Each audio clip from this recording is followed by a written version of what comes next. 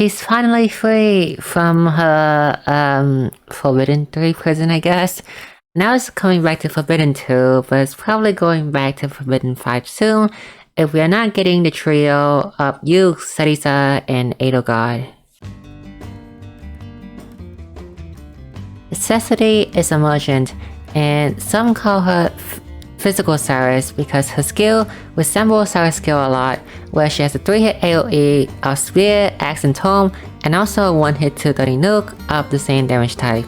She also has light damage, but like Cyrus, you're not going to use him for tome damage, so you're not going to use Cecily for light damage.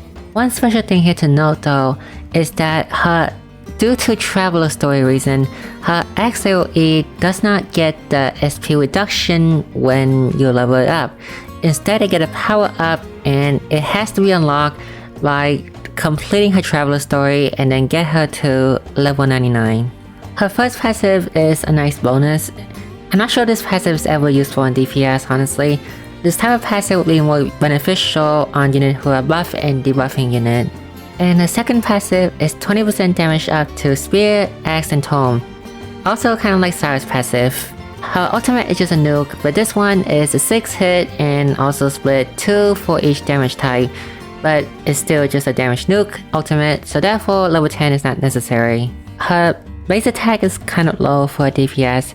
It's 384, and preferably if you are a DPS, you would want your attack stat to be somewhere in the 400 or higher, and her having less than that just means that she's not gonna deal as much damage as those who have a higher base attack stat than her.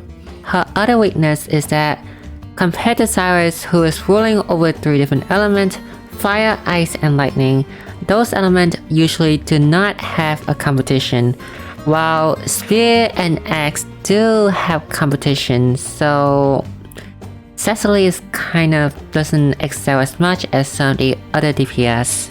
Currently, Cecily is the third best DPS behind Wudai and Kraza, third best Axe DPS behind 2B and A2, and second best Tome DPS behind Mr. Marvelous.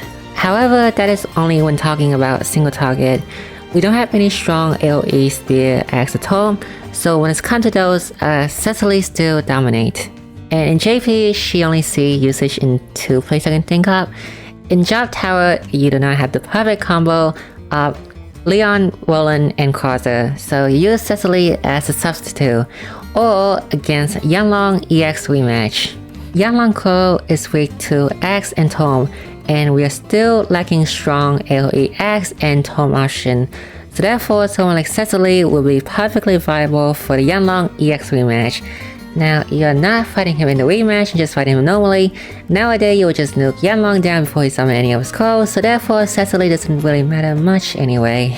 I want to compare Cecily to Cyrus, because a lot of people are comparing Cecily to Cyrus, but for me, I think that Cecily is like a weaker version of Cyrus, so the comparison is like, Cecily is a weaker Cyrus, I say. Main reason why is that the offensive stat, Cecily is 384, while Cyrus is 454. That's a 70 offensive stat difference, and for DPS, that's honestly like pretty big. Second is that her SP pool are also lower than Cyrus, about 200 less than him. Cyrus' goal in the field is to spam as much AoE multi-hit as possible, because that's what he do best. Cecily wants to do the same thing too, but because of a lower SP pool, she cannot spam the AoE multi-hit as much as Cyrus is. So therefore, even though some people compare to Cyrus, I still think she is a weaker version of physical Cyrus, and even then I think the only con she has over Cyrus is that her skill can crit, but because her attack stat is so low, the critical damage is not going to make up for the 70 stat difference between her and Cyrus. And also, Cyrus has less competition than Cecily, so therefore his viability is a bit longer than her, because Cyrus, when it comes to Ice and Lightning, he's kind of like untouched for a while until JP released characters like Ogun and Nivelle.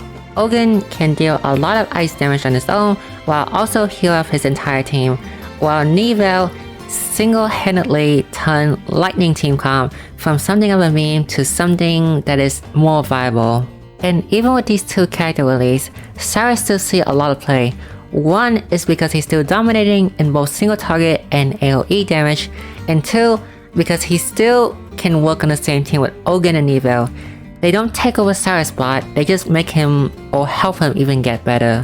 While Cecily is only dominating in the AoE area, Cecily is a permanent pull unit, so there's a chance she only costs 2400 rubies to pity.